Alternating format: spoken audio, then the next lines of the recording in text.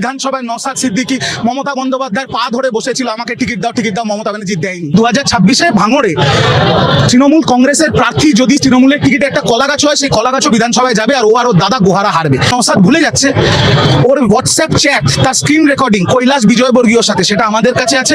আর কিছু কিছু মহিলারও ওর সাথে অনেক হোয়াটসঅ্যাপ চ্যাট আমাদের কাছে আছে। আমরা ব্যক্তিগত আক্রমণ করতে চাই না, তাই নওশাদকে বলবো রাজনীতিটা সৌজন্যের সাথে করো।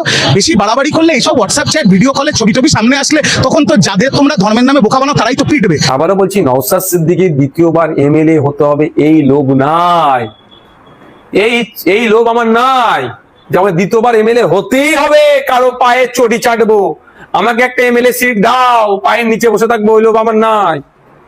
তিনিও ভালো করে জানেন যে নওশাদ সিদ্দিকী জিনিস, আব্বাস সিদ্দিকীর ছোট ভাই কি জিনিস ভালো করে জানে, সেই জন্য কি ড্যামেজ কন্ট্রোল করার জন্য এই করছে।